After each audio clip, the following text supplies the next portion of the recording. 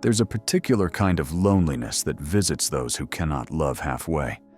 It arrives quietly in moments when you're surrounded by people, yet feel utterly alone.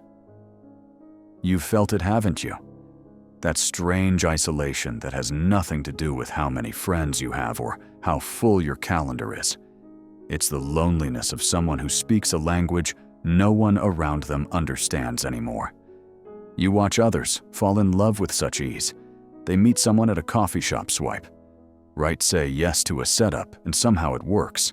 They compromise, they adjust, they make it fit. And you wonder what's wrong with you, that you can't seem to do the same thing.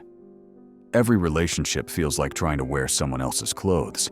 They might look fine from the outside, but inside you're suffocating.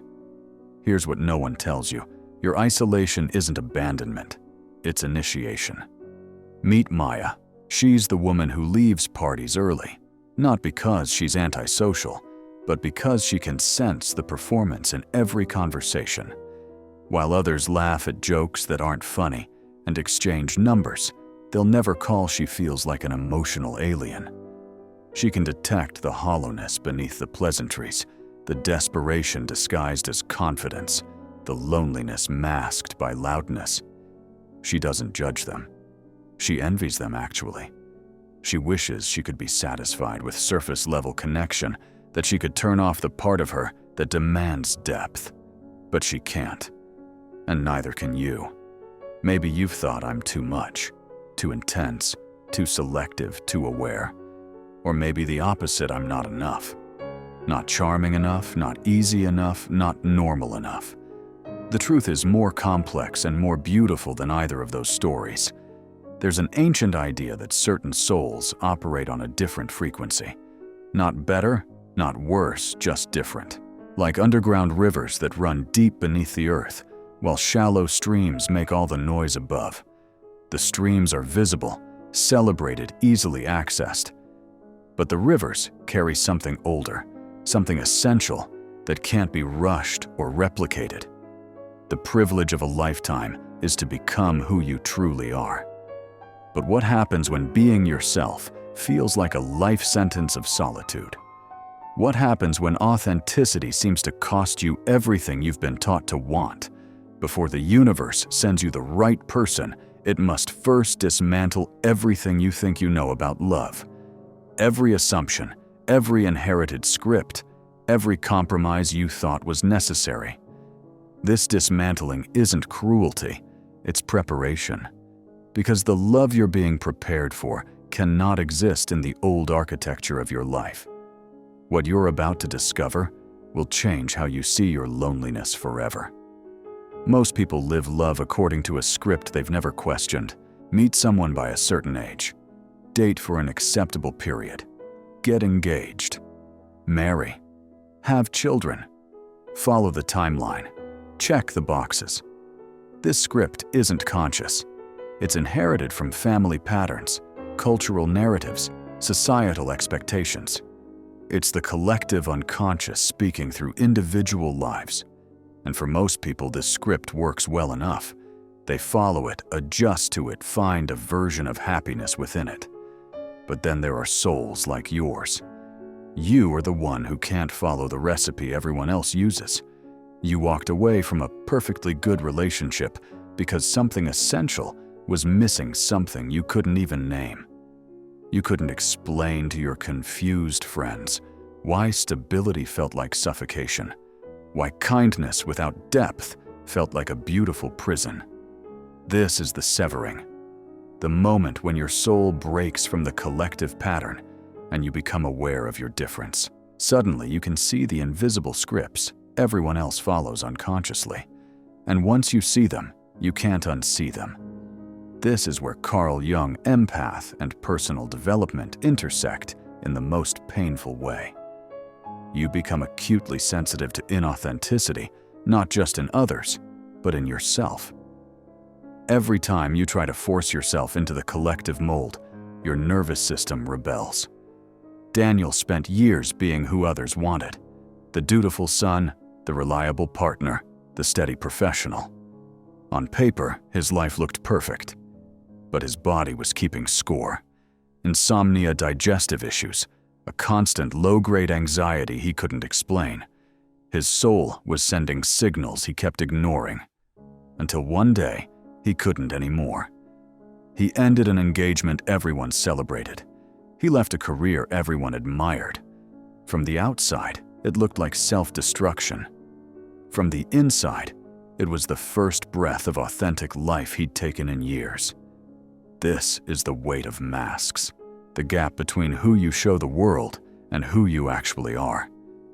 When that gap grows too wide, the soul rebels. Not through dramatic breakdown necessarily, but through quiet withdrawal. You stop feeling things. Colors fade. Food loses taste. Even joy feels like you're watching someone else experience it. Here's what changes everything. Isolation in this context isn't the universe's rejection.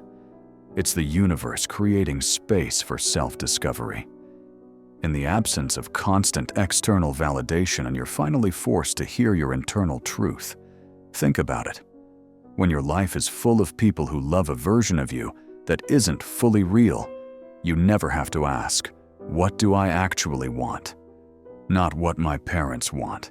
Not what society expects. Not what will make me look good or feel safe. What do I want? This question is terrifying, because answering it honestly might mean disappointing everyone. It might mean standing alone. It might mean admitting that you don't want what you've been taught to want. But rare souls would rather be alone with truth than comfortable with illusion. This isn't nobility, it's necessity. Your soul simply cannot survive in pretense the way others can. You're not stronger, you're just wired differently. The collective offers something powerful: safety, approval, predictability, belonging. There's a reason most people never leave it. But your soul's rebellion wasn't a choice. It was a recognition. The moment you realized that belonging to everyone else meant abandoning yourself. And just when isolation teaches you to stand alone, just when you've made peace with your difference, the universe sends a test disguised as salvation. Someone appears who seems to embody everything you've been missing. There's a moment of recognition that feels supernatural. You meet someone, and something shifts. It's as if they're translating your soul into a language the world can finally understand. They say something, and you think, where have you been? How did you know? This feels like fate. It feels like finally, after all the waiting, the universe has sent you what you've been longing for. But here's the truth that will save you years of heartbreak. You're not falling in love with them. You're falling in love with the disowned parts of yourself they're reflecting. Inside every man exists an unconscious feminine aspect: sensitivity, intuition, emotional depth. Inside every woman exists an unconscious masculine aspect: strength, decisiveness, assertive power. These aren't stereotypes. They're the complementary energies within each of us that we've learned to suppress or reject based on what was acceptable in our family, our culture, our identity. When someone appears embodying these qualities, we don't just find them attractive, we become obsessed, because unconsciously we recognize what we've been missing in ourselves. Elena was the woman everyone relied on. Strong, decisive, always holding it together. She'd learned early that vulnerability was weakness, that needing help was failure. Then she met someone with peaceful certainty. He didn't rush, didn't force, didn't need to prove anything. In his presence, she felt like she could finally exhale. She thought he was her salvation. He was actually her mirror. What she loved in him was the calm she'd never given herself permission to embody. The gentleness she'd rejected as weakness, the ability to move through life without constant striving. He wasn't completing her. He was showing her what she'd exiled from her own psyche. Marcus was raised by a military father who taught him that real men don't cry, don't feel, don't need. He built a successful life on this foundation. Then he met someone who felt everything. She cried at movies, sensed unspoken emotions in rooms, expressed affection freely. He was mesmerized. But he wasn't falling in love with her. He was falling in love with his buried sensitivity projected onto her. The emotions he'd been taught were unacceptable, externalized in another person. This is the gift wrapped in heartbreak.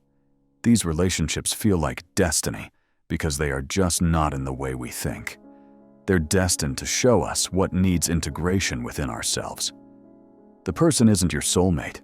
They're your mirror reflecting what's incomplete. And here's where it gets painful. When the projection inevitably fades, when you start seeing them as an ordinary human, with flaws, contradictions, and limits, the disappointment feels like betrayal. You believed they were special, chosen, meant for you. The disillusionment can be devastating. But this is exactly what needs to happen. Because you don't need another person to be what you refuse to become. You need to integrate those qualities yourself. Elena needed to cultivate her own gentleness. Marcus needed to reconnect with his own emotional depth. Only when you stop projecting these qualities onto others can you recognize a real person standing in front of you. Not a savior, not a completion, not a destiny. Just another soul on their own journey, as flawed and beautiful as you. But even when you understand this intellectually, there's something darker waiting to sabotage your growth. Your shadow. Wrong relationships let the shadow sleep. You can maintain your defenses, keep your wounds protected, stay in control. But true compatibility threatens to expose everything you've hidden.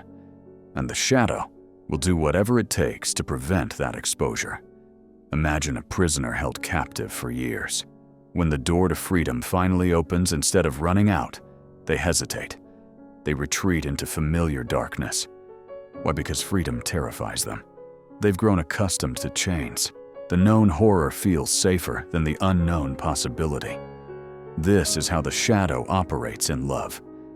Just when someone truly compatible appears, someone capable of seeing you fully, the shadow activates with force.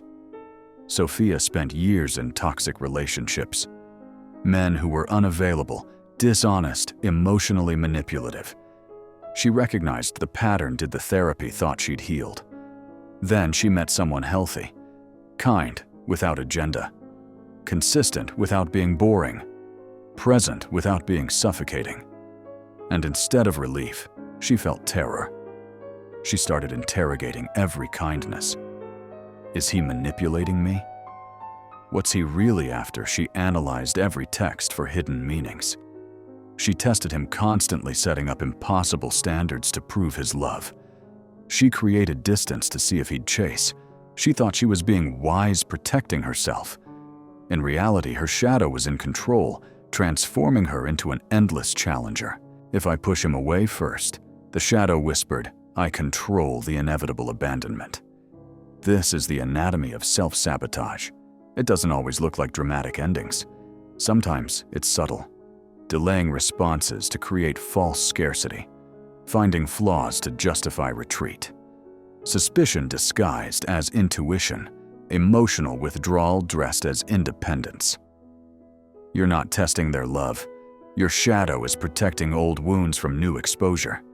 And every test you create, every wall you build, every time you mistake fear for wisdom, you push away exactly what you claim to want. The shadow holds something crucial, the memory of every time you were vulnerable and got hurt. Every abandonment, every betrayal, every moment love turned to pain. It's not evil, it's just terrified.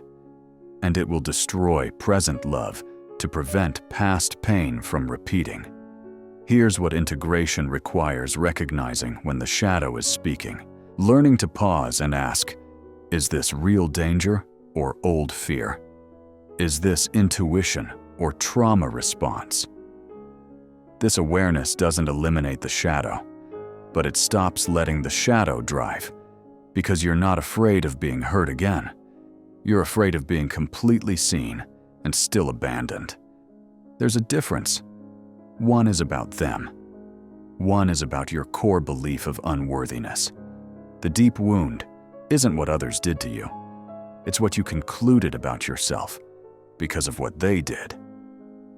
And now, acknowledging the shadow is only half the battle.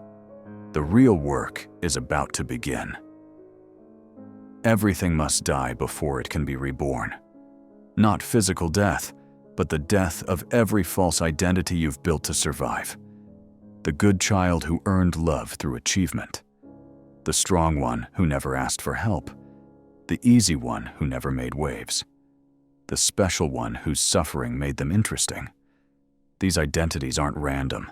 They were created in response to your environment, your wounds, your needs. They served a purpose, but they're not who you actually are. They're costumes you've worn so long you forgot you were wearing them. Becoming psychologically whole doesn't mean adding more. It means shedding everything that isn't essentially you. This is individuation, not through acquisition, but through reduction. Removing everything false until only truth remains. James was a successful lawyer following the path his father mapped out before he was born. Every achievement earned approval. Every milestone was celebrated. On paper, perfection. But inside, a growing void. One day, he walked into his pristine office and felt nothing. No pride, no satisfaction, no connection, just hollow performance. That was the moment his old life started dying. The dismantling felt like annihilation. Because if he wasn't the successful lawyer, the dutiful son, the reliable professional, who was he? This is the crisis of identity. The terrifying question you must face.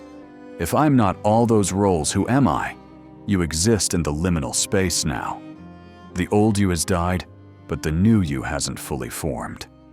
This void is where most people turn back. They reconstruct familiar identities, even unhealthy ones, because emptiness feels unbearable. But rare souls have no choice. The old architecture has collapsed. There's nowhere to return to. This is where Carl Jung empath and personal development becomes most critical.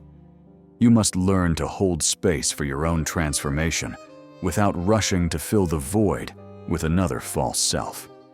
Here's the paradox: we often love our wounds more than the prospect of healing. Because wounds become identity. I'm special because I'm misunderstood. I'm deep because I'm alone. I'm different because I suffer. There's a perverse comfort in noble victimhood, but the universe is calling you to something more courageous and authentic power. Not the power of enduring pain, but the power of choosing wholeness. This shift is everything. Moving from, I need someone to validate my existence, to, I want someone to share my fullness with. From external validation to internal security. From proving worth to knowing worth. And this isn't abstract philosophy. It shows up in daily moments. Amara used to scroll through social media every night, watching other people's happiness, feeling her own lack. Then something shifted. She deleted the apps, not as punishment, but as reclamation. She started creating the life that made her excited to wake up. Painting, hiking, writing poetry no one would read. At first, loneliness intensified. Without digital noise, she had to face her actual feelings. But gradually, something remarkable happened. She became her own companion, not in a sad making-do way, in a rich, generative way. She started having conversations with herself, noticing what brought her joy, honoring her rhythms instead of forcing productivity, making decisions based on internal alignment rather than external approval. And her energy shifted. People noticed something different about her. Not desperation, not performance, just presence. The frequency of someone who doesn't need you to complete them, but might want to co-create with you. This is the difference between loneliness and solitude. Loneliness is empty isolation. Solitude is rich aloneness. the space where you discover you're actually interesting company. Here's the ultimate lesson. You're not ready for love when you need it. You're ready when you don't. When love becomes optional rather than essential. When you're choosing rather than clinging. Think about the energy of desperation versus the energy of choice. Desperation broadcasts lack. It attracts people who feed on emptiness. Choice broadcasts wholeness. It attracts people who respect boundaries and value depth. When you stop needing love to prove you're worthy, lovable enough, when you know those things, independent of external validation, the entire game changes. You stop scanning rooms for potential partners. You stop panicking about timelines. You become genuinely curious about people rather than desperate to make them fit. This is the paradox of readiness surrender, releasing the white-knuckle grip on finding someone, trusting that building a life you don't need to escape from is the actual work. What does this look like practically? It means healing your relationship with your own company, enjoying meals alone without feeling pathetic, taking yourself on dates without waiting for someone to do it for you. Building friendships where you're not just passing time until romance arrives. It means developing internal security, knowing who you are, independent of who wants you, recognizing your value without constant external confirmation. It means creating a life so aligned with your truth that the right person will naturally fit into it, not complete it, but complement it. And here's what signals readiness. You stop performing versions of yourself to attract someone. You trust yourself to handle both connection and loss. You recognize red flags early and honor them. You don't need drama to feel alive. Peace feels more valuable than passion. This is what the studies in Carl Jung empath and personal development point to: wholeness attracting wholeness. Not two halves making a whole, but two wholes creating something expansive. And then, when you least expect it in the quiet space of your own becoming, something shifts. When you meet someone from wholeness rather than lack, everything is different. Not just subtly different, fundamentally different. There's no projection now. You see them as they actually are: flawed, human, imperfect, and you're not disappointed. Because you're not looking for someone to save you or complete you. You're looking for someone to share the journey with. There's no shadow sabotage. You can be vulnerable without terror, because your worth isn't dependent on their response. If they hurt you, it will hurt, but it won't destroy you, because your foundation is internal now, not external. There's no persona. You show up authentically from day one, because you've learned that pretending extracts too high a cost. If they don't like the real you, that's valuable information early, rather than devastating revelation later. There's no desperation. You're choosing them specifically, not clinging to anyone who shows up. This distinction changes everything. This is love between individuated souls, not fusion, but communion, not two people dissolving into each other, but two complete people intersecting, creating something new while maintaining their individual wholeness. Picture two complete circles overlapping. The overlap is the relationship, shared values, mutual growth, deep connection. But each person maintains their own circle, their autonomy, their identity, their internal life. This is integration, not codependency. What does this feel like in lived experience? It feels peaceful instead of chaotic. There's no constant drama, no roller coaster of highs and lows, no walking on eggshells. Just steady, deep connection. It feels expanding instead of consuming. You become more yourself with them, not less. They encourage your growth rather than feeling threatened by it. It feels grounding instead of destabilizing. Their presence creates safety for authenticity rather than anxiety about performance. It feels clear instead of confusing. Communication is direct. Intentions are transparent. You're not constantly interpreting mixed signals. And here's the profound realization: every lonely night was necessary. Every wrong person taught you something. Every painful lesson refined your discernment. You weren't being punished, you were being prepared. The universe doesn't delay love. It delays love until you're ready to receive it without losing yourself in it. Until you've become someone who can stand in true intimacy without collapsing or running. Until you've integrated enough shadow to recognize the difference between projection and presence. Love doesn't complete you. It celebrates the completion you've already achieved within yourself. It honors the work you've done, the death and rebirth. You've survived the wholeness you've cultivated. And your journey doesn't end when love arrives. It begins a new chapter, because now you have the opportunity to practice everything you've learned. Vulnerability without shame, boundaries without walls, commitment without loss of self-intimacy, without fusion. Perhaps love has never been late. It simply waited for you to be home within yourself. Because only from that home can you truly welcome another soul without abandoning your own. If you're walking this path right now, somewhere between the isolation and the integration, between the shadow work and the surrender, know that you're not alone. Thousands of rare souls are navigating this same territory. This invisible community is itself a form of love recognition between souls who speak the same language. Where are you in this journey? In the separation from the collective, facing your reflection in the mirror, wrestling with your shadow, rebuilding your foundation? Or have you found yourself finally home within your own being?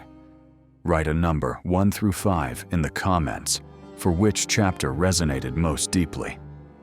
Let's remind each other that waiting isn't wasted, it's sacred. Every moment of solitude is your soul's quiet apprenticeship, preparing you for a love that won't require you to betray yourself to receive it. The universe is doing something with souls like yours, not punishing, not forgetting, refining, preparing, honoring. And when the right person appears to the right version of you, you'll finally understand why all the others had to be wrong.